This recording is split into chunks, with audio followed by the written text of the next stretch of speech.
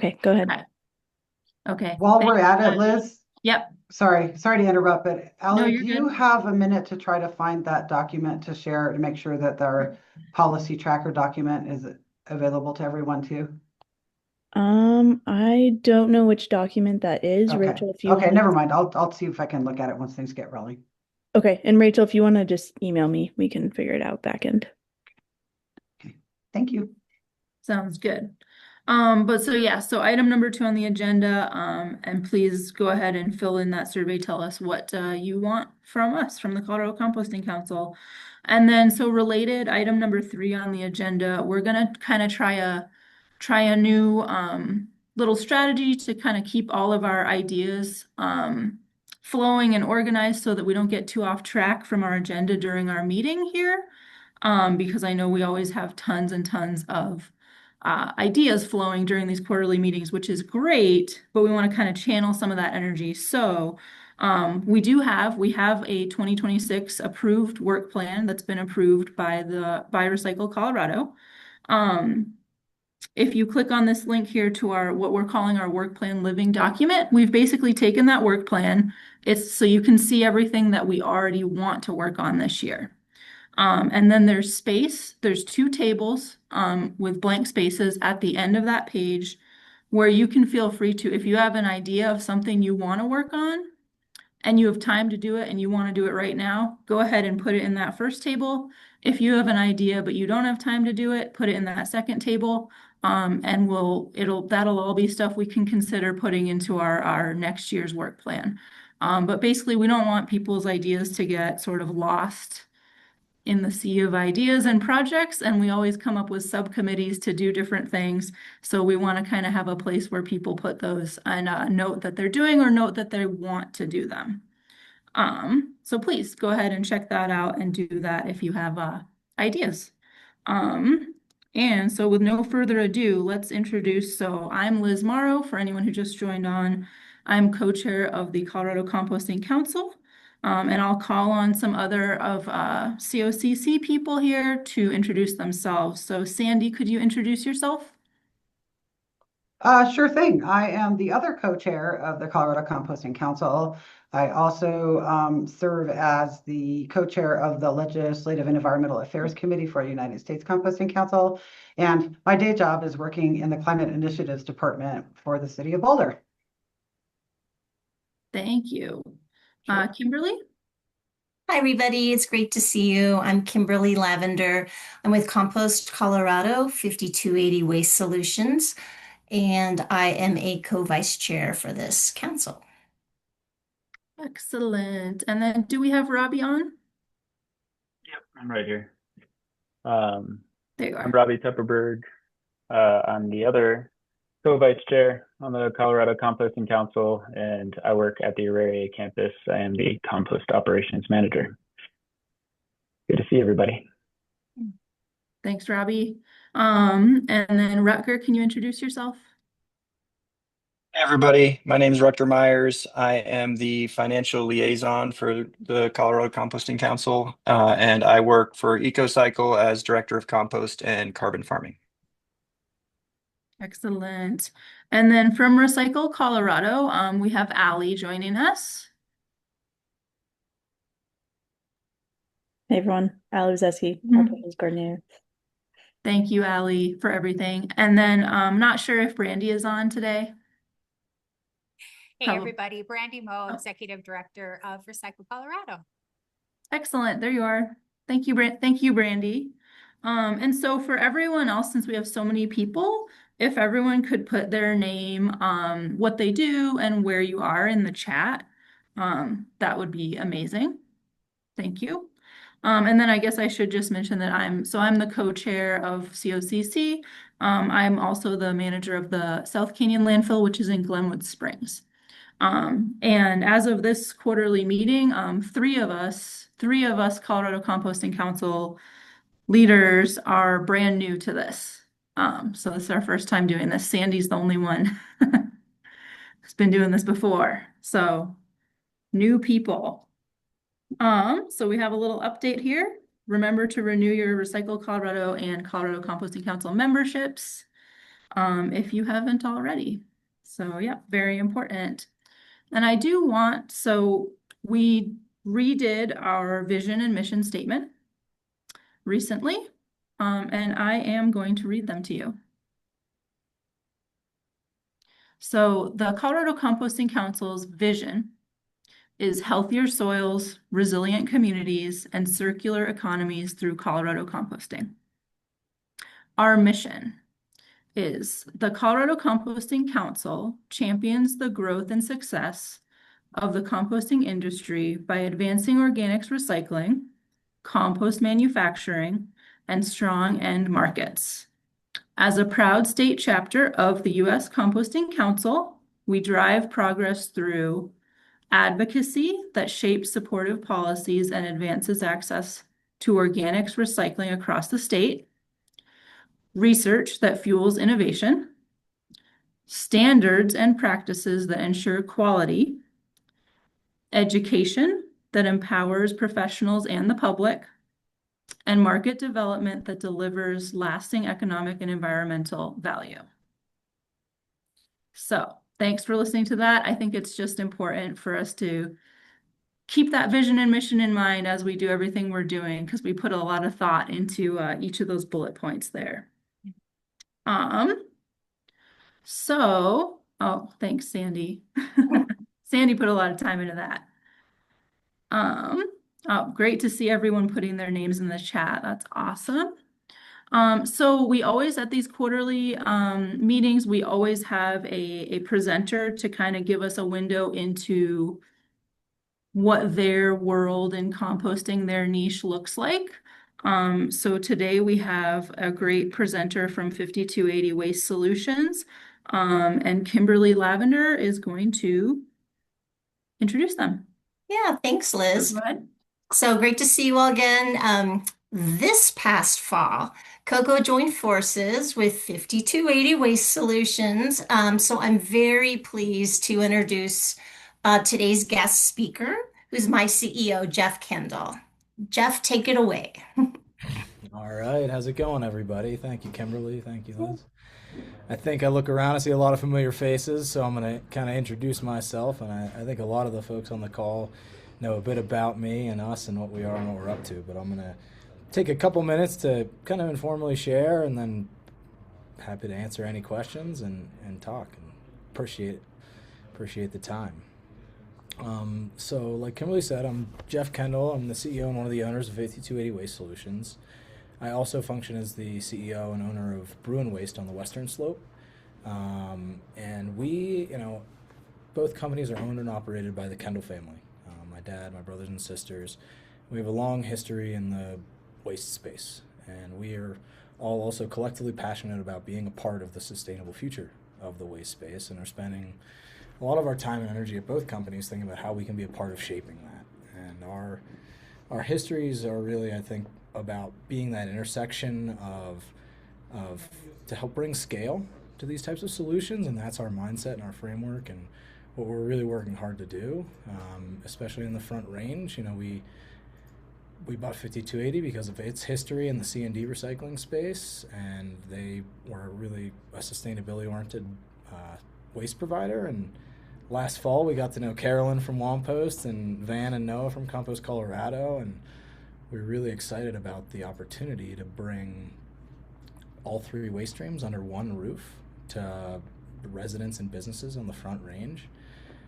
So we joined forces back in October and have been working really hard at kind of expanding our offering on the collections side of things, looking for ways to innovate and evolve what Carolyn and Van and Noah had all built, and help bring scale and try to ultimately bring more affordable solutions to enable that scale. And then, on the Western Slope, a lot of you guys know we've been working on building a state-of-the-art recycling facility with the city of Grand Junction to fill a really critical infrastructure gap for the Western Slope. And we're also working hard on getting compost collections going at several of our hauling markets there. So I think we're excited to be in a state where there's a lot of legislative support for organics diversion, and part of the way we're constantly framing what we're thinking about and we're doing is how do we make sure the infrastructure and the plans are in place to support all the good legislative initiatives that are coming down the pipeline, and supported by Recycle Colorado and the Composting Council to put those things in place. As all of you on this call knows, executing is complicated and it takes a lot of hard work and planning. And I think, we've been Recycle Colorado members for a couple of years, and Compost Colorado members for a shorter amount of time, or Compost Council members for a shorter amount of time. But I think the support we've gotten out of folks like Jace and C3 to help navigate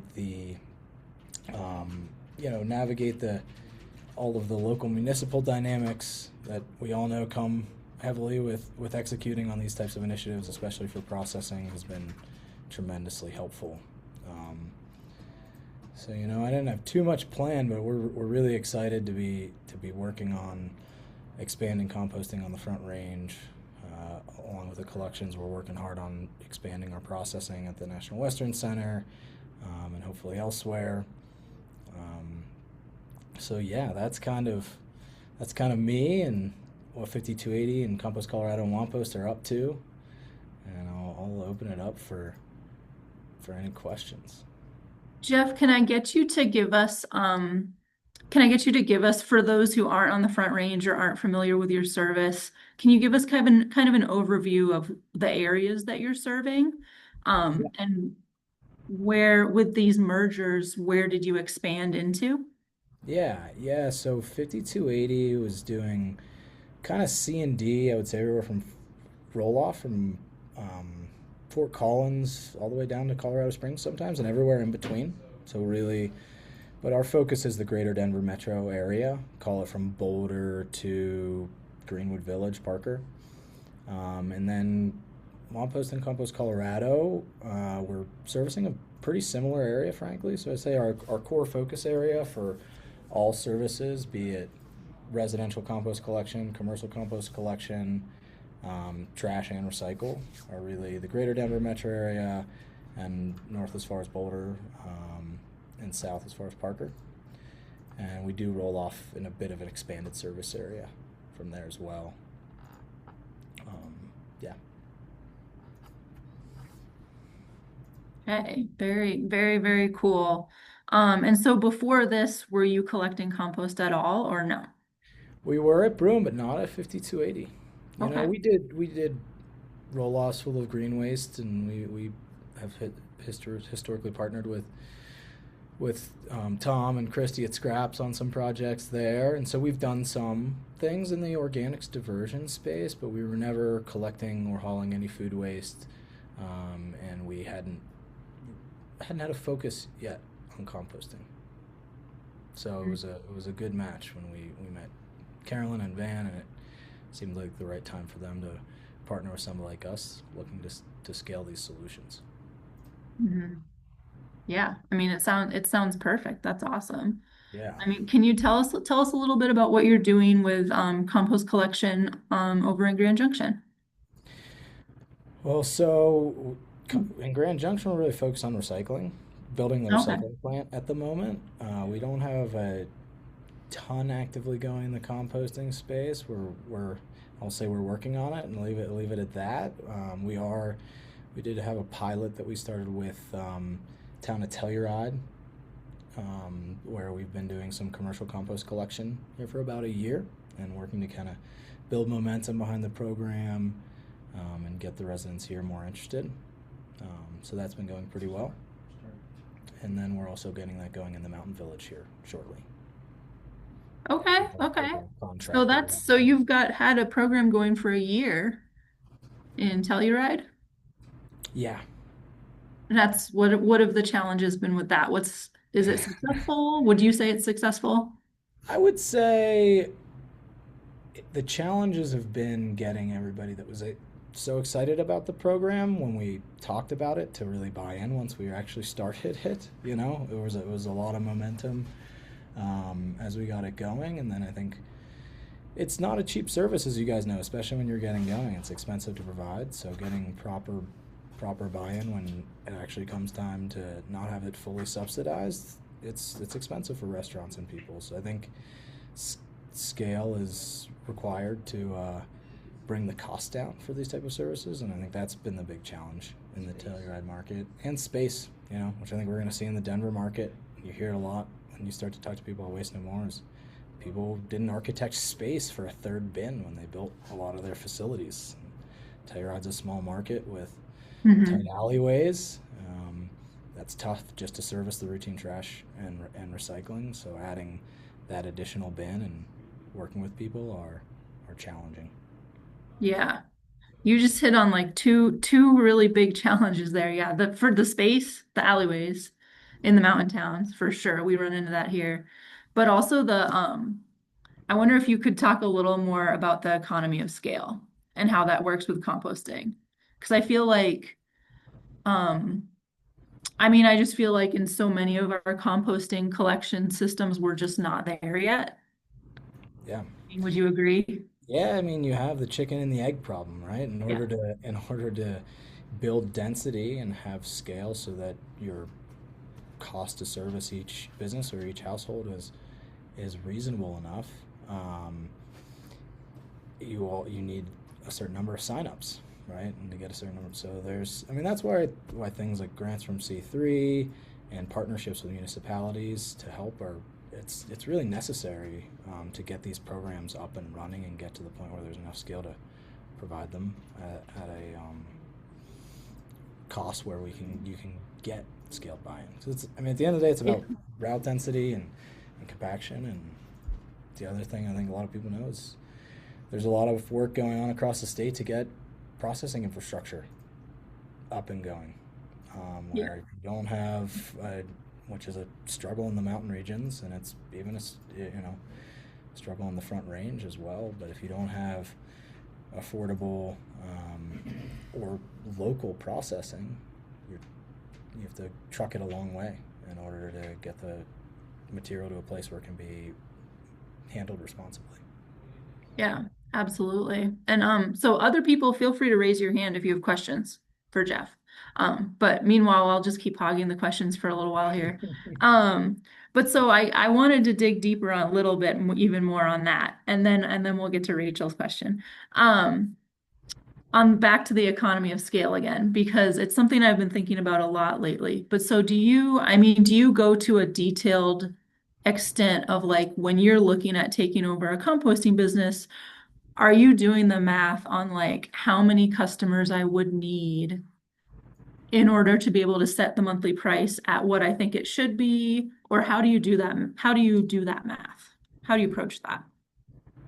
Yeah, let me think about the best way to answer Yeah. that. That's a big one. That's a big question. I think I'm gonna say yes. We do that math at a level, but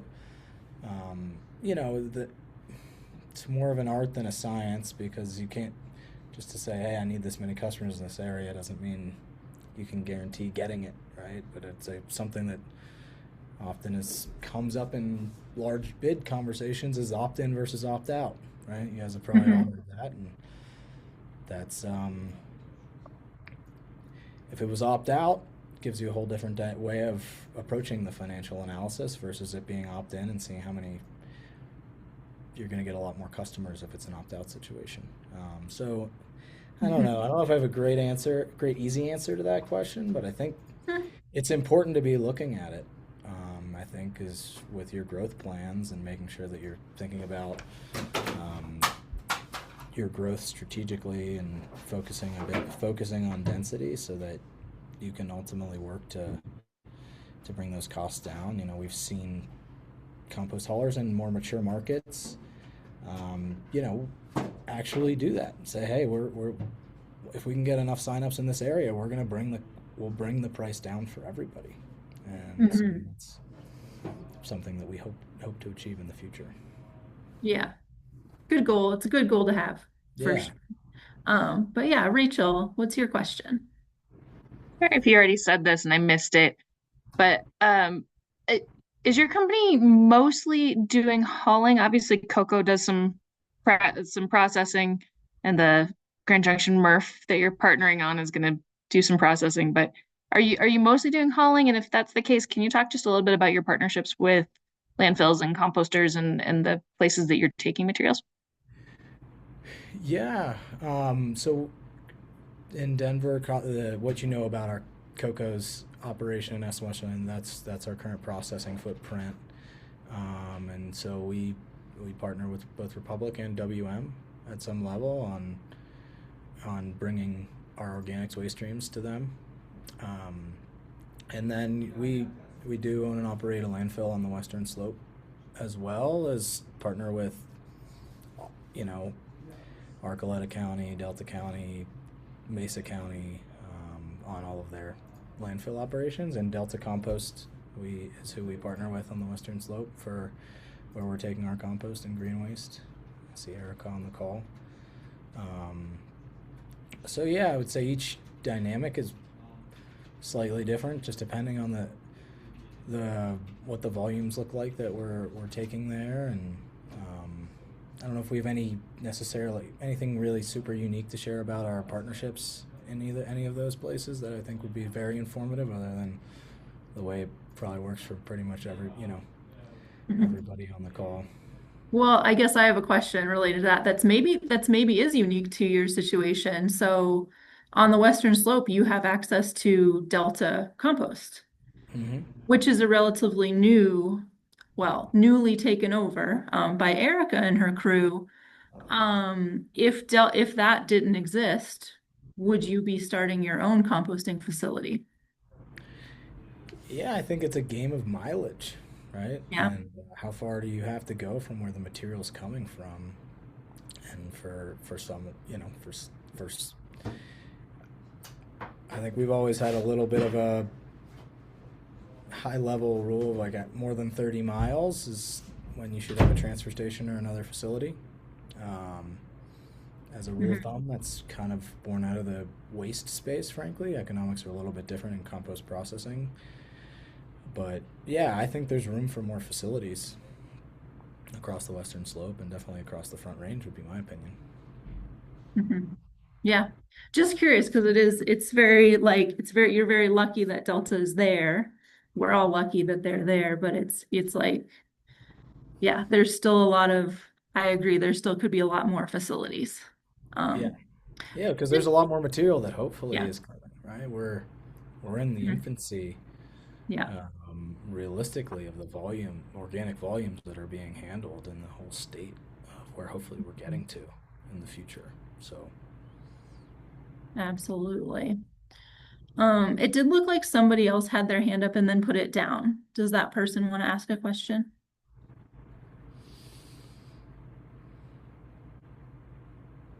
It's okay if you don't. And then, okay, so I do see that there's a question in the chat. MJ says, are you wanting to get into the game of single hauler contracts with municipalities? if that is asking what I think it is, then yeah, absolutely, we'd love to Okay, so the more business, the better. You're like, yeah, bring it on. bring it on. Like we said, I think our approach is to try to help bring scale, and bring that know-how from our past experiences. Awesome. Is anyone on this call from a municipality that right now is considering going out, putting an RFP out for a single hauler contract for organics? Raise your hand if you are. I'm not going to be surprised if it's nobody.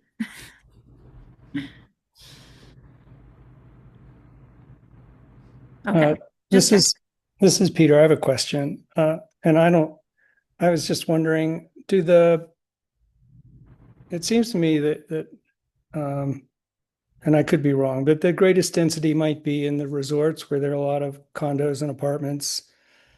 And I'm wondering if the organics collection rate is very high in those units, because that the property managers may not have a way of gathering organic materials from every unit, every dwelling unit. Is there some information on that? Sorry, Peter, I'm not sure I totally understand the question. You could. Well, it seems to me that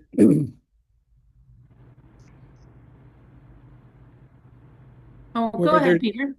it seems to me that where there's density, that's the greatest opportunity for getting kind of this critical mass instead of driving all over the place to pick up a little bit of material here and there.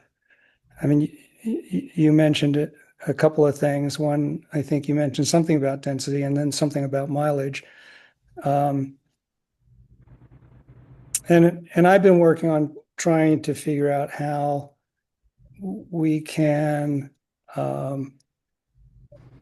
capture more organic waste from multifamily buildings, basically, because the participation rate's really low, because typically they don't have a way to collect that stuff. So I was just curious whether or not, since these properties are in the mountains, there might be a different sensitivity, whether the property managers of those buildings are collecting organic waste to be picked up and recycled or composted. Yeah, I think you got to bifurcate between the resort locations that are very transient in nature. I think a lot of you guys know part of the challenges with composting is education, helping people understand what it looks like, what to do, what to put in the bin, what not to put in the bin, and place it. Take a big hotel and Telluride, where certainly they're producing a lot of organic waste. That education challenge is a lot harder for transient people coming from all over the world with different backgrounds, and so there's an infrastructure challenge there, right? Make sure they have the right signage, the right bins, and the right ownership to be aligned with investing in that sort of infrastructure at their resorts and their hotels. Well, the hotels are a different thing because people don't typically eat in their, well, I mean, they eat in their rooms, but if it's room service, they come and collect the tray and they bring it someplace. And otherwise, it's the restaurants and so on.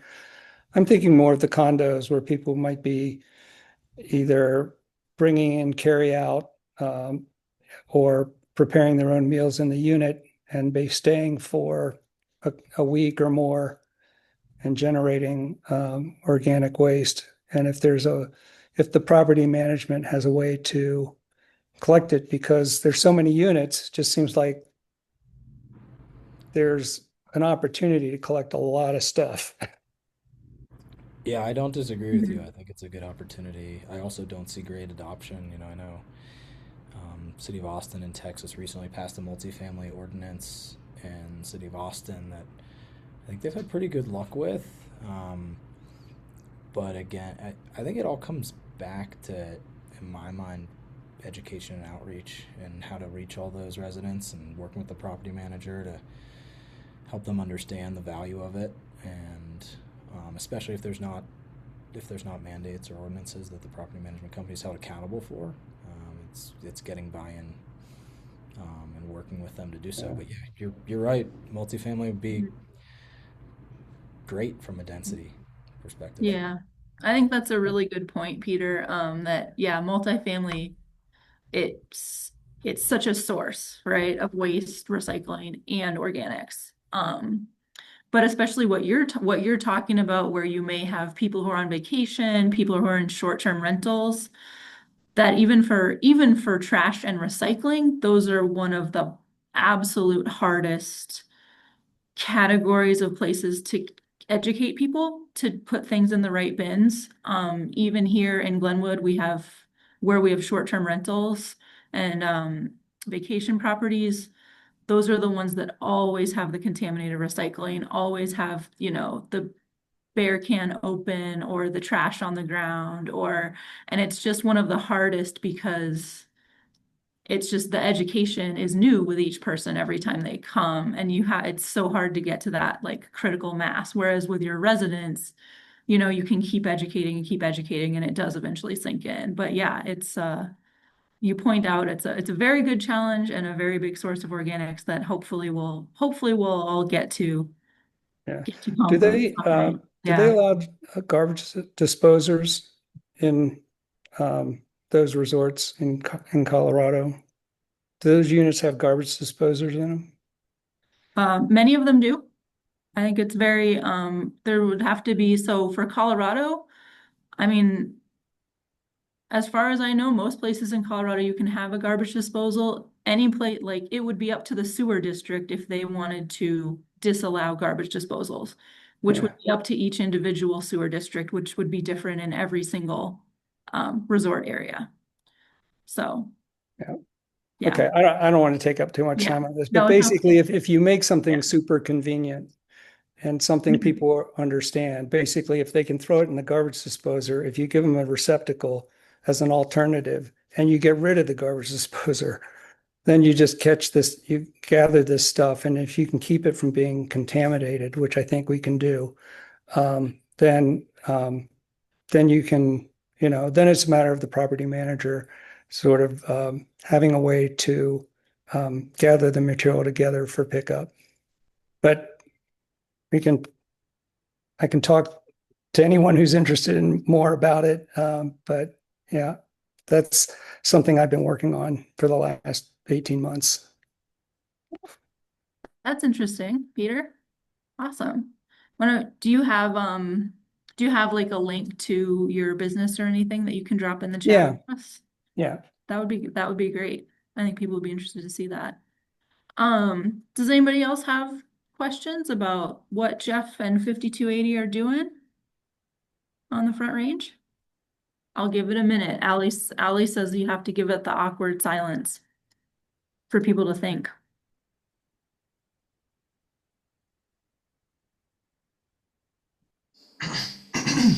Excuse me, I have a question. Go ahead, Evan. It might not be something necessarily that Jeff you could speak to directly, but I'm curious, in your guys' experience getting into this industry, what is the contamination issue really like?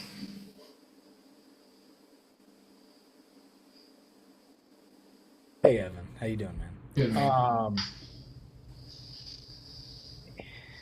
I would say it's inconsistent. If I was just to pick one word, but yeah, I would say it's there. It's real. You have to have a plan to deal with it. If you don't, it's gonna bite you, and you're not gonna be able to make a quality product. I guess that's how I would sum it up. I don't know if you have any more directly. Yeah, I'm curious. Like, do you? About Noah on the call? I'm sure he's got some opinions. I would be curious just to know a little bit of the inside scoop of like, do you guys get charged for contamination? Do you pass on the charge to your constituents, your customers, or how does that work currently? I think it's become very commonplace in the industry to use contamination fees as a way to really educate and hold customers accountable. I think across the country, that's been kind of established as really the best practice and the only way, right? Money kind of talks for people, and I think if you're not making them feel the pain of filling up their composting bin, they're just going to keep doing it. Listen, there's some people that are going to do the right thing because they're passionate about it, they understand it, and they're willing to do the right thing. But when you start to think about growing these things and doing them at scale, that's kind of what we've learned as we've talked to the folks around the country about it. And but you'll find a variety of things out there in the market, and I'd say we're even slightly inconsistent ourselves at the moment. But do the processing compost facilities, do they charge you, or how does that work? They'll reject loads. Okay. We've got some WM representation on the call. I'm sure could speak a bit more technically than I could about their criteria. But yeah, if you're too contaminated, your loads will get rejected and/or landfilled, right? Depending on the dynamic of the different facilities, maybe there's a fee for that, or maybe there's not, because it's not costing any more to landfill it than it was to compost it. But I think in Colorado there's I would say a mixed bag of how it's being handled, but same as recycling, right? You show up at a recycling facility with a load of very contaminated recycling, it can get rejected and/or it will just get landfilled because it's going to be too costly and too hard to deal with. Yeah, I can just give a quick just answer for my facility, if a hauler were to bring us a load of compost that was too contaminated and we had to throw it away in the trash, we would actually, so what happens is our tipping fee for food waste is like $12.30 per ton, $12.30 per ton. Our tipping fee for trash is $111 per ton. So they would get charged the higher tipping fee. So that would be like a 10 times tipping fee. So that would be basically a fine, which I'm not sure if, but every site's going to be different. Carolyn? I was just curious, Jeff, would you like me to add the 2 cents from my years of doing that? Or Evan, would you like to hear that? Yes, you don't mind, Jeff. Um, so the threshold at one of the places where we tip is 5% by volume of contamination. And we have never had a load that had that high of contamination. So I think it's a combination of education with our customers and our drivers, also knowing to look for and pick contamination out and also reject loads. But the inside scoop is that we've worked really hard to get rid of the contamination that we're picking up, and that we've thankfully never had a load landfilled. That yeah, we've never had been billed for the landfill rate rather than the composting rate. Um, and we're really happy about that. Does that make sense?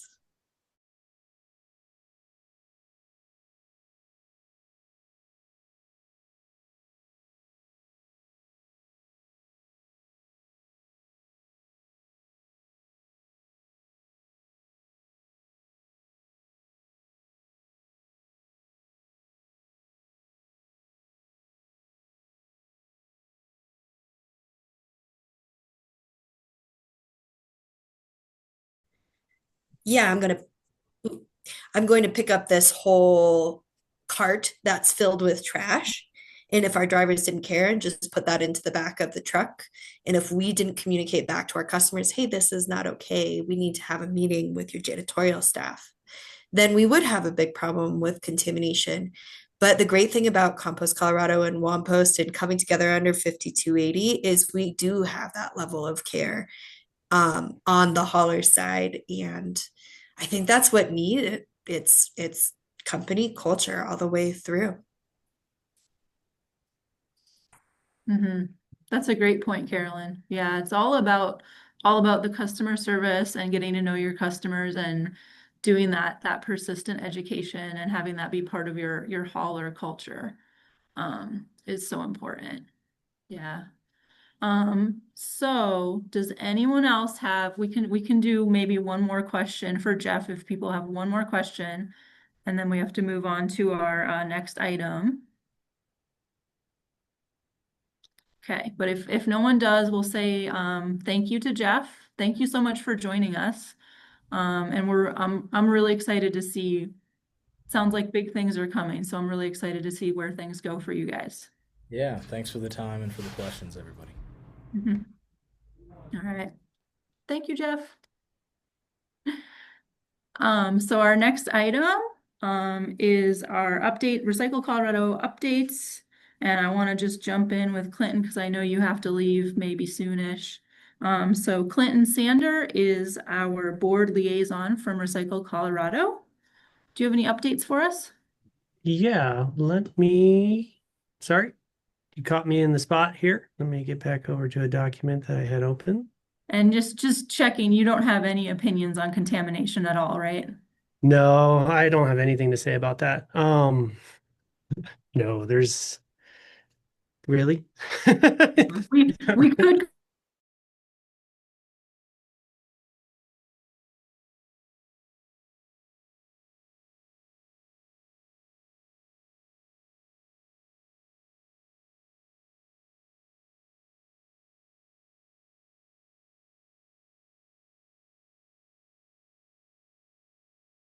Later. Again, guys, I am your board liaison to Recycle Colorado. I do sit on the board over there. So just to let everybody know, you're happy and welcome to reach out to me for any questions on that side of things. Though I'm going to give Brandy a chance to talk if she'd like, if there's anything else she wants to throw back in there. The last thing I'm just going to say, guys, I think this is really important to remember. I also sit on the Colorado EPR as the advisory committee for the composting manufacturing, as the compost manufacturing seat. We have a great person here today that's from CAA is going to talk about the Colorado EPR, but also as an advisory member to CAA and CDPHE. Please, once you dive into this and start learning more and you have questions or concerns, that's the type of feedback I would love to hear about, because then I can bring that back to that advisory committee.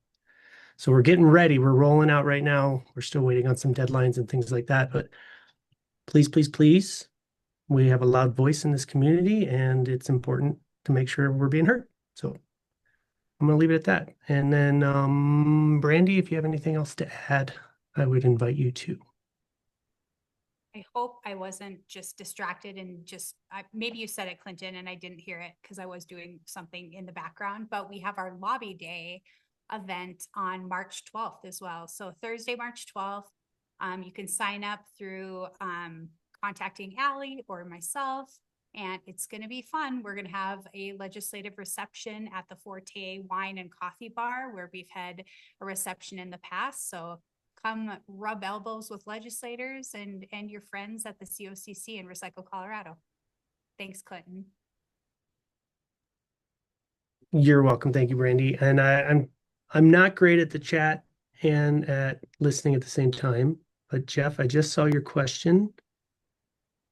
And speaking on behalf of myself and not on behalf of the board, there currently isn't anything that is not any kind of problem for us at this moment over here in Colorado. And Brian Loma, if you have anything to add to that, but I believe that's the correct answer. That's funny. I was just raising my hand. Brian Loma, Green Latinos, and cut the plastic. I would say that this actually came up at the Solid Waste Commission hearing this morning. There was a bunch of updates, and CDPHE advised the board that there are no lawsuits in Colorado that are delaying our rollout of EPR statewide. And while there is a suit in Oregon, that it's not believed it's going to impact our state EPR program. That's awesome. Thank you, Brian. Yeah, so far so good. So far so good. Yes, that is good. We want EPR. One more real quick thing from Recycle Colorado, I guess. If it's too soon for an update, just tell me it's too soon. But I know, so part of our work plan and everything we were planning to do kind of revolved around an employee. Recycle Colorado was hiring. Oh, sure. I can give an update on that. I think you're leaning toward the NRDC grant to help get us some extra bodies over at the COCC. Yeah, so I mean, the quickest update on that, Allie has been crushing it at getting interviews to take place. I've been on a few of those interviews, which have been fantastic, and we're actively working through it, and hopefully to have someone in place soon. But there's already been a great response, and there's already a lot of interviews that have taken place, and so it's getting close. So yeah, it's really fantastic to see all the wonderful interest out there in our space. I think it's just fantastic. So Allie, do you have anything you want to say to that? I know you're on the call. Nope, you did great, Clinton. Thanks. You're welcome. Awesome. Well, glad to hear that there's lots of interest. That's very good. Do we have any updates from our financial liaison?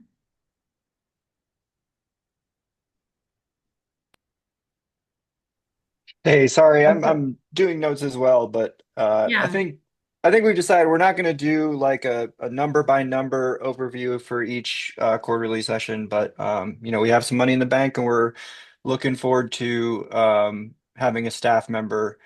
I think we've talked about going for some grants. I fully support that as well. So that's what we got. Thank you, Rucker. Mhm. Yeah, still early in the year. Not a lot of money been spent yet, but we'll get there. So policy committee liaisons, do we have any updates on policy? I know there's no organics bill that we're really doing this year. Go ahead, Rachel. So I can share.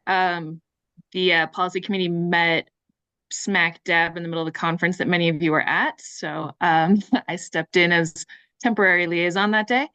No, there are not any bills that COCC or Recycle Colorado are running this year, but there are a handful of bills that are sort of COCC adjacent, or organics adjacent. Just really quickly, some of them include, there's the one that it's called the Systemic Insecticide Use Limitations. I'm actually just going to put the link to this doc where we track it right in the chat. Basically, it's a neonic bill that NRDC and some other groups are running to make it so that neonicotinoid coated seeds are not the default for crop seeds. It wouldn't ban them, but it wouldn't be the default. And you'd have to, if you were a farmer, you would have to get basically a third party saying, yes, this field is in need of a treated seed. So there's that one. If anyone's interested in learning more about that, there's a group of us that are meeting with folks from the NRDC tomorrow to learn more. I believe that's at 4. And please just put your name in the chat, or send me your email address and I'll forward you the meeting link. Wow, words. Okay. There's also another bill that is being run totally compost way adjacent, but I wanted to bring it up. It's the practices to support pollinators. There was a study done in 2022 looking at native plants and pollinator-friendly plants. So this bill is requiring that state entities implement some of the findings from that study, and then it's also calling for another study looking at future, just like digging down. I kind of see it as the way that we all ran the 191 bill that said the organics management plan was a great high-level study, and now we need to go a little deeper. That's kind of the way this one reads to me. Again, it's super adjacent to composting, but I would love if some of you have the bandwidth to read it, to say, hey, maybe we want to suggest to the sponsors that they could include use of biochar, compost, whatever, as appropriate with their pollinator plantings. Super friendly legislators running it. It's Rep. Froelich and Senator Kipp. So if we want to say that, we just need to speak up quickly. It's always easier to get those amendments in earlier. So if anyone's interested in looking at that, I'm happy to take emails and coordinate if folks are interested. And when I say we, that can just be folks weighing in. It doesn't have to be official COCC. If it's official COCC, we have a whole process. But in the past, folks that were interested kind of just chatted amongst themselves and then weighed in individually.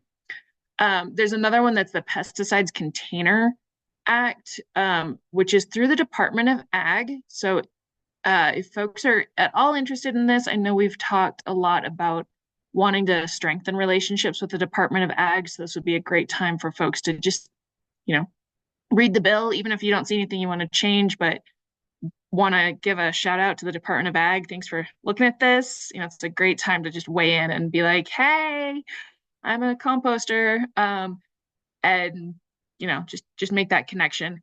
Basically, they're setting up what looks like a producer responsibility program, but they're doing it as an enterprise fund, which is a fancy political maneuver that an enterprise fund is run by the state, but it's not quite within the department. You don't want to take up all your time to explain politics, but ping me if you want to learn more. So it would be the Department of Ag running this program.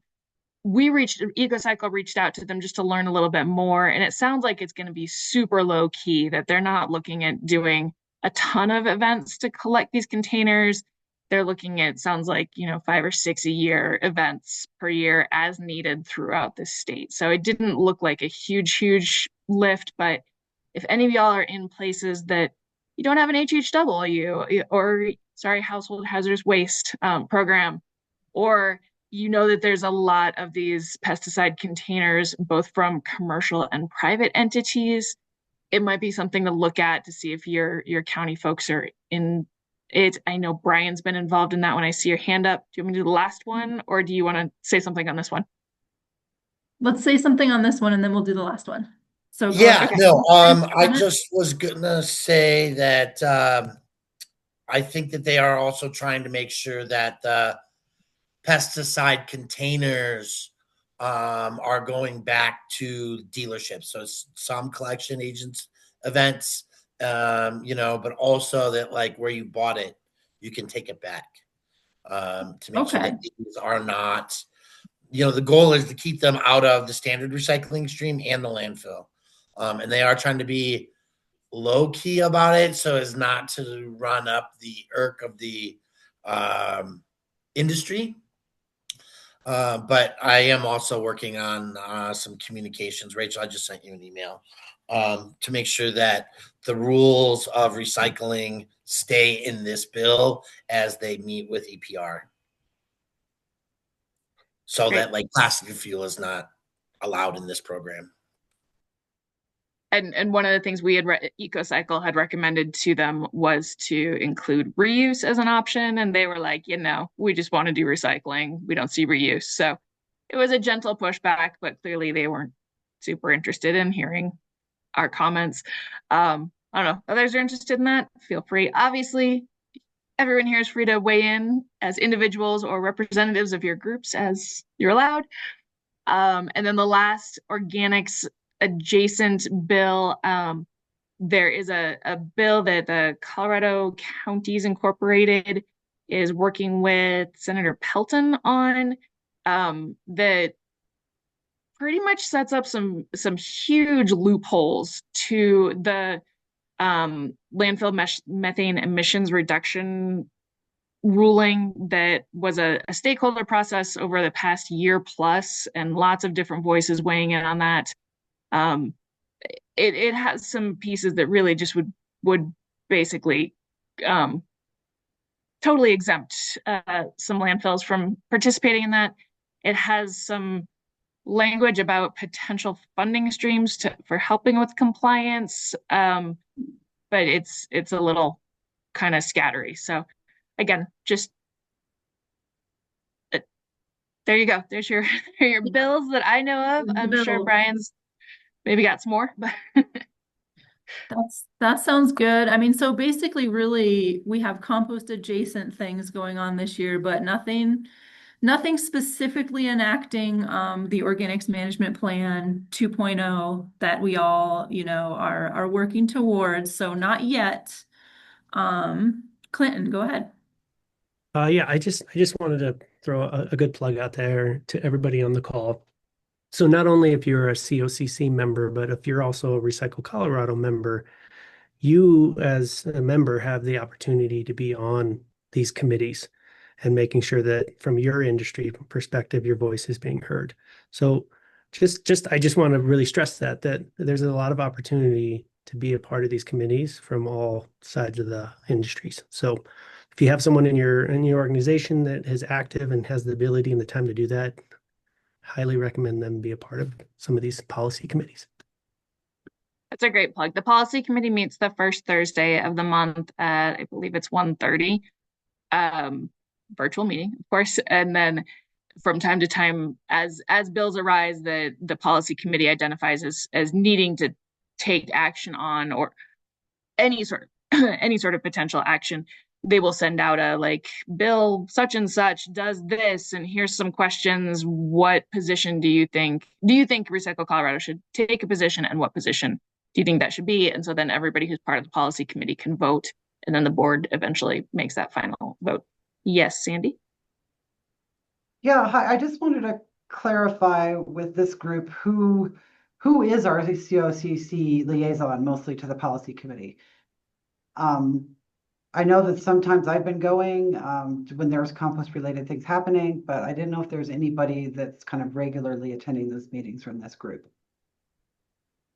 Is anybody? Sandy, I I'm attending those regularly. Okay, Yeah, great. and so am I, Sandy. Except yes, we missed the last one because of the USCC Right. conference. But yeah, I Got think it. between Okay. Robbie, myself, and maybe Sean also, I think I know we do. She does the LEAC too, but I think we had a couple people kind of identified as like we would be liaisons. Yes. Got it. Perfectly. I just want to make sure that we're on the same page about that so Awesome. we can get reports back as needed and all of that. So thank you. Thanks, And then the guys. last thing I'll say on policy, and maybe Allie wants to give more specifics, but we do have Lobby Day coming up, and that is March 12th. And I think the last day to register is this week, sometime this week. Yeah, Um, February 20th. February 20th. Everybody is welcome, whether you're a member of Recycle Colorado or just a fan of Recycle Colorado. And we've got a fantastic flyer this year that talks about construction and deconstruction, producer responsibility, and of course, organics. So come and have fun at the Capitol. Awesome. And then real quick, if anybody on this call wants to join the policy committee, who should they email to get invited to that? You guys can email me. And then also in like the back end of the website, if you're able to get in there, you can edit your councils and committee involvement on there. Awesome. Thank you, Allie. That's awesome. And then I did just want to drop a note for whoever hasn't seen it yet. Sandy, would it be possible to get a link to the organics management plan in the chat? Maybe. So we keep referencing this document called the Organics Management Plan. Basically, the state did a really deep dive into looking at organics processing in the state and what we're doing already and what capacity is needed to do more and what more we could do and how we could do it and kind of prioritizing what the goals are for that. And they put together a very good detailed document about it. So when we refer to that a lot when we're talking about policy, so it's just a good thing for people to, and Sandy just put it into the chat. Thank you. It's just a good document to kind of have the link saved and be able to reference. So next we've got summit planning. So we've got the summit coming up at the beginning of June. And typically there's a sort of a track at the summit that's focused on organics. And I know who's been working on that so far. I think Sandy's been doing some of that and Rachel. Do you guys want to put a plug out for that? Sure. I've got to get my mind back around exactly where we landed on that, but we did meet last week and started piecing our plan together to hopefully get some useful information back over to Recycle Colorado, to Allie and Brandy about what we're doing. Now, Rachel, jump in and fill in my gaps here, but we are going to be doing something a little different this year. We have basically a one-day COCC organics track that we're going to run. And it's going to start in the morning with the really fun hour-long game show that our EcoCycle friends are putting together, the Organics Management Game Show, or I'm not sure what you're going to call it, but it's going to be pretty fun. Do you want to say more about that, Rachel, and more about the kind of piecemeal set? Well, we're piecing the sessions together still. Obviously, we're not ready, but okay. The one we're calling it the compost connection. Think dating game meets organics. And then the plug that we wanted to put out here was we also were thinking of doing a kind of lightning round, like quick updates on things in the organics world that we think everyone should know a little bit about at the summit. So if you have some of those ideas, and I know some folks already submitted those ideas to Allie when she put out the call for presentations, and some of them you may be hearing from us because we want to hear from you. But if you have an idea either about yourself or another program that you'd like to hear, just, lightning round 3 to 5 minutes on. I think Sandy was coordinating that one. Is that right? I think it was me and Nina. Nina, yes, me and Nina were going to coordinate that. Nina yes. Waves. So Mhm. And then we've got a couple other things that we're cooking on that are going to be a little deeper dive, like on contamination reduction and a couple other things. Awesome. And then are we still searching for ideas for people to present sessions, or no? Are we set for presenters for that? I think really just the if you've got that lightning round Just idea. okay, so we're just looking for ideas for the lightning round. Okay, sounds good. And we're not hurting for ideas. We just don't want to miss anyone if you have an idea. Right. Yeah, we pretty much filled in all the blanks that Okay, good. we were provided, and we'll probably have to pare those down a tad too as we develop this going forward. So Okay, well, that's awesome. So we're there. We've got content, something to look forward to. So that's pretty cool. So if nobody has any questions on that, on the summit or Recycle Colorado updates. Oh, Sandy? I do have a quick question on the summit too. So maybe Allie or Brandy can help with this. But I mean, is there going to be a larger group meeting with Recycle Colorado to do like logistical organization on this? Or are we just going to kind of be on our own to put together our sessions and then share that information with you via email? And how do we want to do that? Yeah, we have a summit planning working group. We meet every other week. So once you guys have your ideas, and I will hopefully be able to join the next planning meeting that you guys have, then I can kind of like help if you need more volunteers to help pull together sessions and help moderate or whatnot. We have a big group we can pull from. And then if you guys want to join our group, but just didn't want to add more time on your calendars, I know you guys are super busy. So I'll kind of be like that liaison, and Rachel as well. She's in those summit planning meetings. And I could have Okay. sworn I sent an email, Sandy, to you and Allie last week, but my Yeah, I got an computer's been update. leaky. Okay, good. Okay. You did, but I think we need to schedule another planning meeting. No, wait, I'm the one no, sorry, I set the planning meeting out for lobby day, and I think it was a combo meeting. Okay, sorry, it's all coming back. I just voted in a meeting poll for summit planning, so I think Okay, I think it was a summing planning / finalize our materials for lobby day meeting. I think it's Yes. both. I think we're, Yes, okay. Sandy, that's what you put out. That's what Got people it. Yep. Got it. Okay, thank you. Thank you for telling me what I'm doing. Thanks, Sandy, You bet. for doing what you didn't know you were doing. Okay, so U.S. Composting Council and CREF, so Compost Research Education Foundation. Is that Sean? Is Sean here?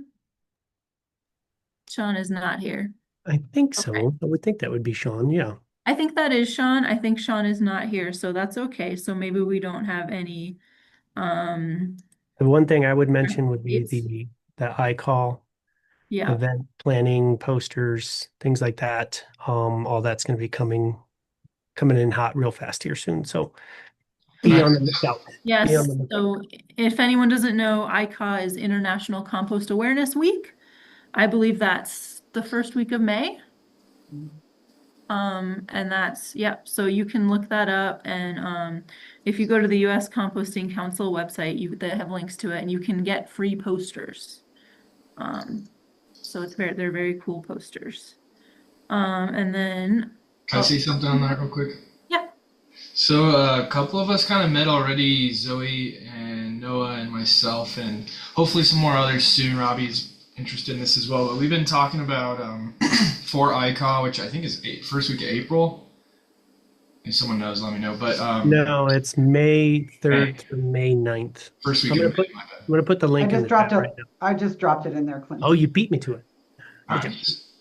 Yeah, I was wondering if this would be a great week to actually do some education curriculum, like get into it. Like, my goal is one school. If we can get into one school and do some kind of compost event, I feel like we keep saying that's what this COCC is doing or what we want to do, and it's coming up fast, so I was just going to see if anyone else wanted to join our subcommittee. It's a very unofficial subcommittee. We're calling it Operation Give a Kid a Bin. Just like, teach a man to fish kind of a thing. But yeah, So just curious if anyone has any ideas. I don't want to hijack our flow, but if there was any interest or excitement around that. Evan, I think the new staffer can definitely help with that. I'm getting a lot of outreach like for Earth Day, Earth Week, whatever you want to call it. And that's kind of where I thought they could get a start because you guys wanted them to table at a couple of events. And so we can kind of Nice. partner that and then get them kind of prepared to just go into schools and kick compost butts. I don't know. Heck yeah. We gotta kick them butts. That's what I'm we trying gotta to do. keep it PG. have you already reached out to any schools, Evan, or is this kind of? Yeah, I might throw that over to Noah for a second if he's comfortable talking about a little bit of a plan, but no, we haven't, just TLDR. Noah, you have anything? Yeah, I can add a couple things. So, Coco has a couple school partners and is really leaning into touring the National Western site. We essentially have a pilot of kind of a more involved collaboration with a high school that isn't quite nailed down yet, but we're hoping to get that basically ready to go by spring. And the idea would be to start to gather some kind of storytelling around what these school programs can look like. And I think Coco's collaborations, we'd be happy to kind of participate in that if there was a way to kind of capture some workshops that are taking place at National Western Center with some video. There might be some other ways of, kind of celebrating some of the launches of some of these other school programs that we're doing as a way of kind of creating, some vision around it so that schools that are, curious, or that when we start to do outreach, we can kind of share like, this is what this can look like, getting into a school and getting some compost education going. So Coco's excited to be a collaborator here and spreading the word and really bullish on school programs. I don't know if that's kind of where you're headed with that, Evan. Yeah. Yeah, that's awesome. So it sounds like, so that's another kind of thing where it's like, so it sounds like Coco pretty much already does this. You guys are very involved. I mean, how can Colorado Composting Council help you? Yeah, I mean, I think what we want is, the storytelling piece. I think people right now, we basically field requests, right? So we have people who are interested in organics diversion programs, and we've built a couple packages for schools. But I think, the Composting Council really, one of the things that I look to, and Evan and I have spoken a lot about this, is the storytelling piece, is helping to create assets and media so that the story of composting and what it looks like practically can be captured and then shared more broadly across our community, which could be something that is utilized by haulers and processors and educators around the Denver metro area and of course the wider state. So I don't know what kind of resources are available. I try and leverage Evan as often as I can. I know that he, as a resource first from COCC kind of counts in that respect. But really it's about kind of joining our subcommittee and being open to brainstorming ways that we can really lean in, right? Like these elementary school kids are the ones that are going to change the way that we culturally deal with waste. And I think we should, if it's of interest, I think that's a really kind of pinpoint direction that we can take here, and really kind of maximize the impact of the work that we're doing. Because as soon as you give a kid a bin, you've got a lifetime use out of that bin. Yeah. I agree. I like how this is sounding. This is very like, I think a lot of us who run sites are in that same boat of kind of we react to requests when people request tours and stuff. But yeah, if we had some good resources to send out proactively, that could really boost people Yeah. wanting these tours. So yeah. And potentially, I don't know, again, the other piece of this is funding, right? Like it's not an insignificant amount of time and energy we have to spend. And right now we eat a lot of that cost, we try and make up for it in the hall, but overall this is, if there was funds to, like, if education requests came through COCC, and those could be, or maybe there's a way for there's to be some kind of subsidy for the time spent kind of launching these programs or doing direct education and programming or designing curriculum. I think C3 is not a bad place to kind of try and request some of those funds as well. But there's a lot of reasons to request funds through C3. So these pieces of it may not be first and foremost for a lot of haulers and processors. So those I think pieces are also big. I think we're not the only people doing this, and I'm sure everybody would benefit from having, a request comes in for a composting workshop outside of Delta County, right? And now you've got Delta County schools involved, and you can tap local processors and haulers for that education and make sure that they can be compensated for it. Mm-hmm.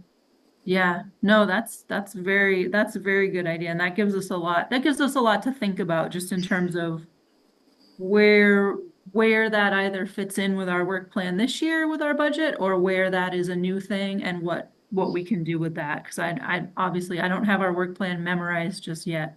So I'd have to look through. I know we have some stuff in there about developing materials. We'd have to go back. So the leadership team we should go back and look. I'm making a note to go back and look and see where this can vibe with what we want to spend money on this year, and what we can develop. So, yeah. And can I just say one thing in closing, because I know we got another agenda to adhere to, but I think my push in bringing this up really is just to do one, right? Like, we don't need to commit to. I mean, I would like to commit to this larger thing, but let's just do a proof of concept. And I feel like ICAW, I mean, what better impetus for this kind of work? So, I mean, I think that it will require a little bit of, free work from some of us, but I think that there would only produce more of a opportunity for us all economically, and just rise all tides. From coming back from the United States Composting Council and all the sessions that I went to the workshop before that, I mean, everything is pointing to and validating this concept of just, we got to invest in the next generation. Just like we have to teach kids how to do this, because that's how we learn to buckle our seatbelt and brush our teeth.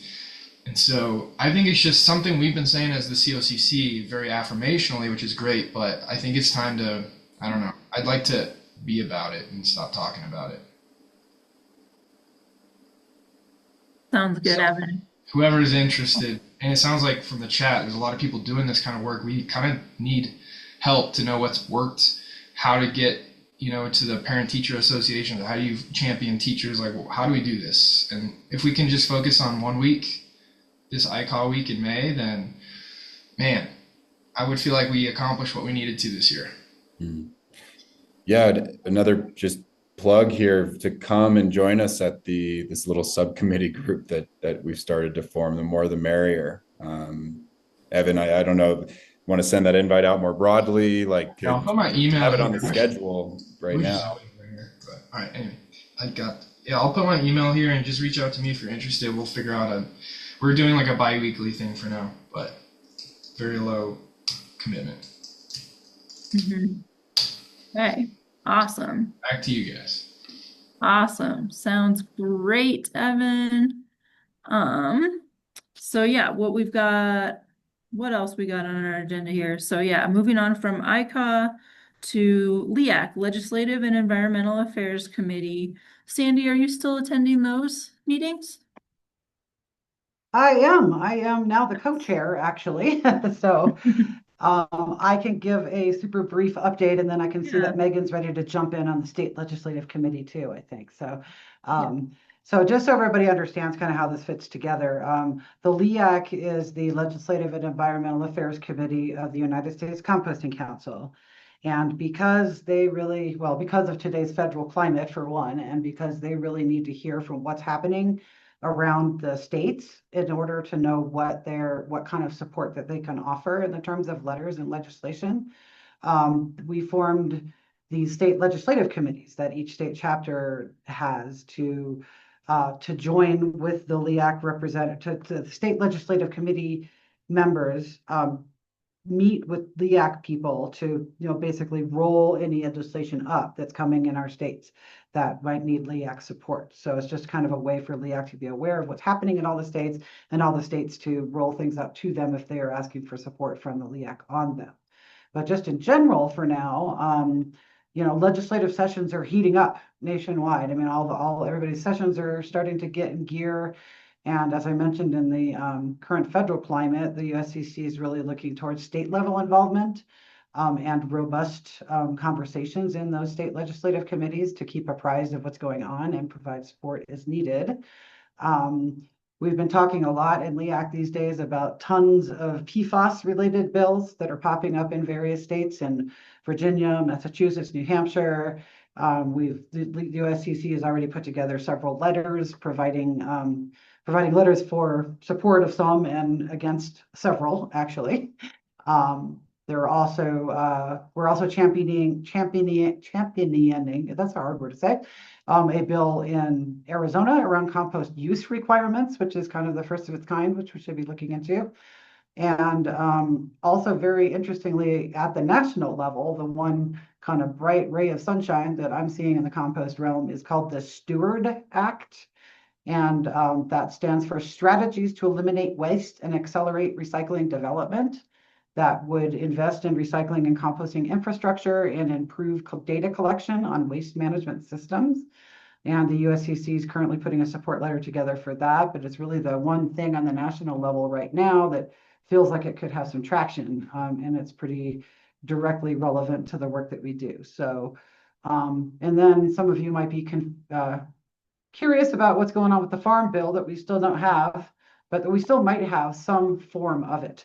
I'm not going to go into all the details of what it is, but there is still a very slim chance that something might happen before it just gets completely dropped until the next farm bill cycle, which is now not that far away, honestly, because it's taken like years of inaction to get to the next one, right? So that's about it in a broad sense from the LEAC, and anyone can reach out to me anytime if more information about the specific bills or support letters or things like that that we're working on are of interest to you. So, Rachel. Sorry, I thought I'd heard that the Farm Bill passed and it had money for regenerative ag. Did it just pass one chamber? I think, well, how recently was that? You know? I thought it was in the last couple months. Yeah, I feel like parts are passing and parts are not, and maybe it's one chamber or the other, but I do think that there was a grant program that came through for regenerative agriculture, but I understand there's a lot of holes in that too that are not as great as they seem on the surface, as a lot of legislation seems to be sometimes. So I'll have to, yeah, I admittedly did not much research exactly where everything in the Farm Bill is at before today. So I could be off on some of that. Okay, that would be interesting if there is Yeah. money in there for regenerative ag. But yeah, I also don't know where the Farm Bill's at. Yeah, I need to remind myself about a lot of that. So. Yeah. Can we go back for a minute, Sandy, to those what you were talking about with PFAS? Yeah. Some of these bills that are being not being supported by the Composting Council. Can you just sort of give us a few examples of like were those bills that would have been bad for compost? Oh, I will need to go back and look at the letters because they're kind of in depth, but I think a lot of them are coming from the manufacturers of materials that have PFAS in them, and they're trying to couch them as well, I don't know exactly. There's so many different ones that I think the main one was it was one of the manufacturers of a material that has PFAS in it, and they were trying to I guess make it required or impossible for those materials to be rejected in waste streams. I don't remember what the details are, I'm afraid, but I can certainly look some stuff up later as well. Okay, no worries. I was just curious, but it's certainly it's a very interesting topic. Many different sides going at it right now on that. That's for sure. For sure. Okay. All right. Anything else we need to know about LEAC right now? Not for the moment, I think. Just probably hand it over to Megan to talk about the State Legislative Committee, which is hopefully going to get back into gear here pretty soon. I don't think there's been very many meetings, if any. So Yeah, I was gonna say we just had a meeting in January, and you pretty much summarized because it's a lot of like state people. Then what do we want LEAC, the bigger LEAC group, to focus on and kind of support them. So I think you summarized everything pretty well. Yeah, and we didn't have a meeting in February, so our next meeting is March like 5th. So I'm sure there'll be a lot more updates now that legislative sessions started. right. And I think that you and Sean typically attend those. right? Yes. And I was like, where's Sean? She's supposed to give the update. Yeah. Where is she? Slacking. Where is she? I wish she was here today too. All right. So we are also moving on to the next thing. We are planning to host a COTC compost operators training course in 2026. I believe in the fall. Kimberly, do you have any update on communication, or were you able to find the right person to communicate with to try and look at dates? Yeah, absolutely. I connected Tracy to the National Western Center, and they're taking it from there. Okay, awesome. So basically right now, are they just negotiating on what dates they can agree on first, and then we'll go from there? Something along those lines. Yeah, I talked to her briefly at the conference in Sacramento. Mm-hmm. Okay. Yeah. Fantastic. Thank you. Yeah. Just let us know if there's any update on that. And as soon as we have dates, we will let everyone know so that people can kind of save the date and have that in mind. I will, yeah, I'll let you know. I meet with Corey at National Western Center at the end of each month. So chatted with him last month, and so we'll circle back after I meet with him this month too. Okay. Perfect. Sounds perfect. That's very exciting. Does anyone have any questions about the COTC? Not that we have much information yet, but it'll be this year in the fall. And is the National Western Center, is that the location of it? Is that Yes. Okay. And is that in Denver? Well, they're discussing it. I don't know how far along they've gotten yet. I'm sure we'll be making all types of announcements. I've just connected the two. They're talking to each other now. Yeah, I guess Erica, it's not for certain that that's the location, but that's the first location that we are exploring, trying to get. Yeah. Great. Do you know if there will be a cap, like how many people can join? Might be too early. I don't know. Okay. It's usually around 40. Okay. Let's fill it up. You got 40 friends who need to take the class? I'm going. I'm taking it. Yes. Awesome. That's great. All right. Number one fun item on the agenda. So Compost 2026, a lot of us were there at the composting conference, and our chapter actually won the State Chapter of Excellence Award for 2025. So No big deal. no big deal. Yay. So yeah, thanks to everyone who was running the Colorado Composting Council last year. So good work, everybody. Yeah, that was fun and unexpected. So let's keep the progress going and win it again next year. Does anybody else have any updates from the conference they want to share? Go ahead, Rucker. Hey, I just want to say, Colorado really represented it this one more than anyone I've been to. I thought there was such a focus on community compost. I thought that was very exciting and plugging community compost into like real diversion measures. I thought particularly LA Compost and the Rust Belt Riders were just so inspiring. But I thought it was great to be part of such a big group, and I think everyone's really getting along well, and it was just winning chapter of excellence was I thought it was, it felt right. I thought it's made sense to me. So, yeah, a lot of exciting things. And yeah, looking forward to more.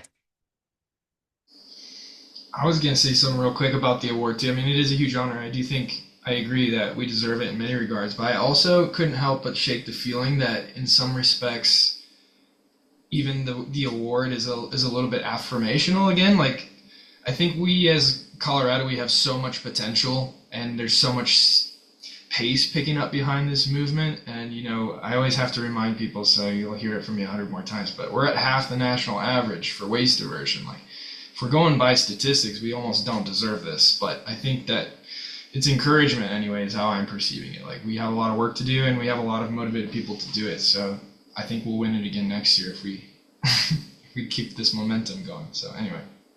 Mm-hmm. Yeah, good point. I think we're definitely on the up and up, but we always have more we can do for sure.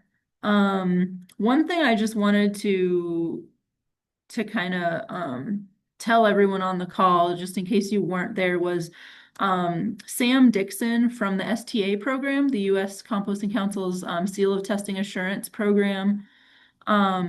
If you're a part of that program, if you're a composter whose compost is certified, you're a part of that program. If you're not, this won't mean anything to you, but he did a few really, really good sessions that I thought were great, just going over what they're doing with the STA program, and sort of the issues they're working through with their gateway. So I just wanted to put a plug out there for anyone who's on this call who is an STA member or is trying to become certified in their STA program for their products. That if you're having trouble with that process, Sam Dixon is the person to reach out to from U.S. Composting Council, and he's like very helpful and available. And he really wants people to reach out to him about becoming part of that program or with any problems you're having. So just wanted to make sure to get the word out there about that.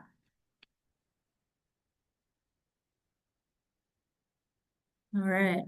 No new STA members on here? No, just old ones. All right. So with that, we'll move on to our next update, which will be from Rachel with the Circular Action Alliance. Hi, Rachel. Thank you, guys. So first, my name's Rachel Zarowin. For the folks I don't know, I am the communications manager for Circular Action Alliance here in Colorado, based in Summit County. Thank you guys so much for letting me share an update with you. We're going to start attending these meetings and engaging a bit more, which I'm really excited about. So if you ever have questions about EPR implementation or what is Circular Action Alliance doing, please come to the source. We are happy to help folks understand what's going on. And I also promise that next time I will be able to raise my hand in Zoom a little bit better and contribute during the conversation. I know Jeff is off the call now, but he had asked about the Oregon lawsuit. So before I give an update, I just wanted to share CAA's perspective on that, which is that EPR is transformative, right? It's truly the word to describe it, and challenges are going to arise, but we're watching what's going on in Oregon, and it absolutely does not change our work in Colorado or really anywhere else for that matter. So we're still charging full steam ahead on that front. So with that, I think probably most of you know that the final program plan was approved by CDPHE. That was on December 9th. So officially, we have to begin implementation within 6 months. So we're on track to do that, as well as meet the program plan timelines. So related specifically to compost facility funding, we are going to be announcing additional information on that timeline and on funding agreements through EPR before the end of March. So I can pop an email address. It's for our whole team if you have questions, and the link to our newsletter in the chat here in just a second. because that newsletter is going to be the way to find out about that. So other couple other quick updates is that reimbursement for recycling, and now we're switching gears to recycling service providers, that occurs through what's called the request for reimbursement process. We saw a huge response to that initial RFR process for both local governments and processors, which is super exciting. And then last week we hosted a webinar on the rollout of education and outreach under EPR. So that recording is also posted to our website. So that's the big picture overview. Again, thank you guys for letting me participate, and looking forward to more. Thanks, Rachel. Does anybody have any questions about EPR and how it applies to composters, anything like that? Is everybody pretty familiar with this? By this point, we've been talking about it it's crazy. It feels like we've been talking about it for years. It feels like we've been talking about it for decades. We've been talking about it for years. It's almost like it's like hard for me to believe that it's actually about to happen, but it's about to happen. So yeah, that's pretty exciting. It's pretty wild. So yeah, Glenwood Springs will be right in there. We'll be like the first ones asking you for money. I love it. I love it. Yeah. Okay. So with that, we're getting pretty close to the end here. So if people have things they want to jump in and say, just go ahead and raise your hand. But we just have a couple more real kind of reminders. So reminders on the agenda here, we have resources that you all as composters should know about. So I'm looking at number 10 on the agenda here if you're following along. We have, oh, is there something in the oh, that was just me thank you, sharing those thank you, links. Rachel. That's just you. Yeah, awesome. So the Colorado Circular Communities C3 is a grant program run by the state of Colorado, and everyone who's a composter should at least look at that grant program and be familiar with what is being offered, because there's a really good chance you're doing something that they could help you with. So yeah, I see Sarah from C3 is nodding along. So yeah, they're very helpful. It's kind of if you're not familiar with it, we used to have the REO grant program. Now that's morphed into this. So yeah, many of us have benefited from those REO grants in the past. And so now this is where you're going to go for those grants. And I've already done one and completed it. And they have really streamlined the process. They have made it user-friendly, very simple. The reporting is very simple. So fully support people going ahead and trying to use that to increase that diversion rate.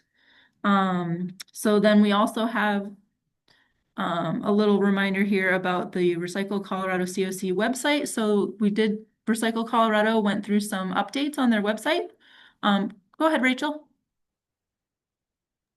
Different topic. Finish your announcement. Okay. Just saying, Recycle Colorado made some updates to the website, so check it out. And there's community pages you can look at. You can have chats on the community pages. You can connect with people.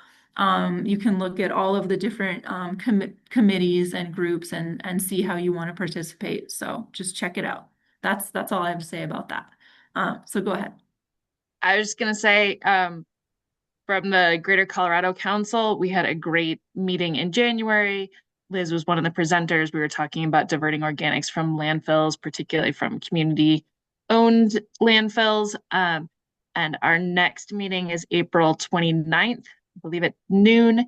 And I think our topic is going to be, again, diverting organics and construction materials from landfills in conjunction with the new wildfire code that's been passed in the state. So we're meeting this week to do some planning, but I may be reaching out again to COCC folks to see if you all and the C&D Council want to help us with that. But you're all always welcome to attend the Greater Colorado Council meetings as well.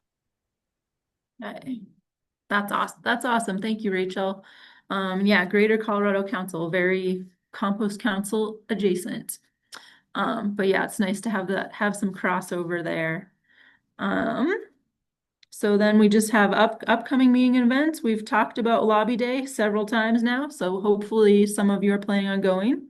If you can, our next quarterly meeting will be May 19th, from 2 to 4. So same place here on the internet, and the summit will be June 1st through 3rd.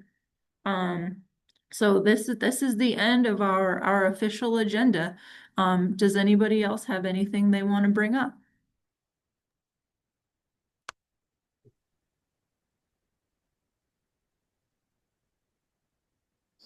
Can we pitch the survey again, the census? Yeah, yes, thank you for the reminder, Evan. Yeah, so that quick survey that we dropped in the chat at the beginning, please, if you haven't done that, it's real quick. Just tell us what you want from us and how we can help you. Yeah, Are you able to see responses coming in as we're talking, Evan? Yeah, I think last time I checked there was 2, including mine. 2. Okay, you guys, there's like 50 people on this call. Come on. And yeah, I'll just say the why is sometimes important to understand. So why are we doing this? We really want to make these meetings more impactful and effective and just make sure we're honed in and seeing, yeah, maybe there's obvious places that we could address some attention or change our format. So it's really, to help us all get the most out of this. We're trying to provide more value. Yeah, what can we do for you? And you don't have to be a compost manufacturer to answer the survey. Everyone should answer it. Yeah, Sarah. I just wanted to do a quick plug for C3, I guess. You had mentioned we offer funding opportunities, which we absolutely do. We also offer technical assistance at no cost for local governments, public K through 12 schools, and tribes. And so, we can provide support to address a lot of composting challenges. And our program, as Liz mentioned, we sort of absorbed like our REO and the Forward grant programs, if you all remember those. But we've sort of structured our focus to really get resources outside of the Front Range. So our focus is really to support rural, underserved communities. So just, I guess this is to say, like, don't be shy. We're always happy to talk through projects. And a lot of the questions that were brought up during Jeff Kendall's presentation about like financial feasibility or, how, should we have a processing facility or a transfer station or whatever it may be? Those are all questions that we can help you address, whether it's through a grant or through technical assistance if you're a local government. So all of those words basically to say, we're happy to chat about projects. I can put a link to our to C3 in the chat as well. But yeah, always don't be shy. I always tell people when in doubt, reach out. So that's what we got. Yeah, thanks. That's awesome. Thanks, Sarah. Rutger, did you have something? Yeah, I realized I didn't give an update on the Community Composters Coalition. There weren't any webinars of note since the last meeting, but there was a great Community Composters Coalition. You got start over a little bit, Rucker. You went quiet for me. Oh, okay. Well, they meet every other year with the USCC conference. This year was combined in Sacramento. They haven't set a date for next year's, but I always think that's a good group to plug, particularly if you're working with hauling and smaller scale. Like I meet with a group once a month that's particularly specifically operations. So, what kind of sifter do you get if you don't have $500,000? What kind of affordable equipment? What are other composters doing? The forums are great, and they have some great working groups that are getting started. So I'd recommend looking at that. It's the Community Composters Coalition through the Institute for Local Self-Reliance.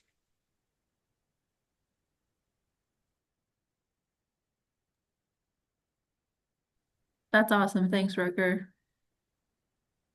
All right. Well, if nobody else has anything else, I am just going to pick on Jace for a minute. Jace, can I pick on you for a minute?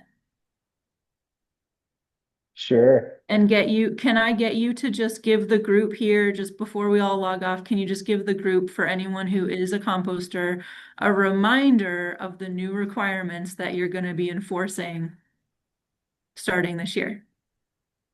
Yeah, theoretically we're already enforcing them, but it's going to be slow. It probably won't be enforced until you get a visit, but it's Well, yeah. essentially the handful of things that were updated that are kind of operational requirement updates for essentially all composters, at least for the permitted variety, so class 1, 2s, and 3s. And those are one is the training requirement, right? So everybody who is a permitted class of compost facility, minus one carve out, but I won't even mention it because we don't have any of them, is required to have somebody who's done some kind of certified operator training course um, on staff. They don't necessarily have to be there on site all the time, but just somebody who's gone through it. And it doesn't have to be the certified operator training course through the USCC, but it has to be something that is at least that kind of an equivalent. There's the main compost school that's similar, but essentially something that's like a full week compost training course that covers all of the bases of compost operation. This was really kind of in coordination with the expansion of the class 1 opportunity to accept food waste. We just wanted to make sure that nobody was starting a somewhat large scale compost facility without really knowing what they were getting into. So that's one. Another one is the testing requirement. This is for all compost facilities that are distributing compost off-site. So it used to just be that you had to test for one biological indicator, fecal or salmonella. Now you have to test for both. The reason being is that we had facilities that would test for both and fail one and pass one and say that they had passed. So I'm hoping one day maybe we can go back and get rid of that and stick with one or the other. But I think for right now, that's going to be the way it is. And I know it's an additional cost, but I think it's kind of necessary at this point. Another thing to add with that is that those of you that have operations plans that have that testing protocol written out, make sure that you update that plan to include sampling for both of those as well. So it's not just that you're doing it, but that your plan also says that as well. And there's one other that I'm not going to remember. Oh, what is it? Yeah, it's like I just sent this email out. Oh, isn't it your compost EDOP, your plan Your has to storage, say where yes. you store it. Yes, if you have an operations plan, so again, it's going to be class 1s, 2s, and 3s. Your operations plan needs to identify, ideally in a picture, but it can be descriptive, somewhere at your facility where finished compost is going to be stored. This just helps inspectors when they're on site identifying what's in process versus what's not, and kind of gets you thinking about flow of your facility as well, which I think is good from a compost hygiene kind of standpoint as well. But it also keeps you just from storing things all over the place, which has been an issue at times where people say, "Oh no, that is finished compost over there," or "No, that's not." So detail that out. If you have questions about how you're going to meet that requirement, what makes sense, or if you need some flexibility in that, just let me know. We can talk about it. That does also need to be in your operations plan, updated essentially by the next time somebody comes out. You don't need to submit any of these for review and approval from the department. Just make sure you have it done, ideally before your next inspection. That's it. All sounds good. Thank you, Jace. Thank you very much. Yeah, Franny, though this change isn't specifically outlined on our website, but it is within the regulatory change that we did. It's almost 2 years ago now that change happened. So all of the existing composters should have gotten an email from me mentioning that this was a requirement that needed to be updated. So hopefully anybody that's newly permitting a facility, obviously they'll have to meet these requirements as they're within the regulations, but If there are questions about where these things are, they're all embedded within section 14 of the solid waste regs, which is the compost rules. Great. Yeah, I was just hoping I didn't have to dig through it again. No, But that's if you want me to good. point them out, I can send you to where they are. It's since the compost regulations are kind of broken out by facility class type, like there's essentially a chapter, for lack of a better word, for each facility class type. That all of the training requirements are embedded within each one of those, and then the other ones are embedded in section 14.6, which is the finished compost and the testing requirement. So that's got the storage designation component and the testing component in it. Got it. Thanks, Chase. Yep. Mm-hmm. And if you are doing U.S. Composting Council STA program, you are already doing fecal and salmonella. But yeah. All right. Anybody got anything else they want to say about composting?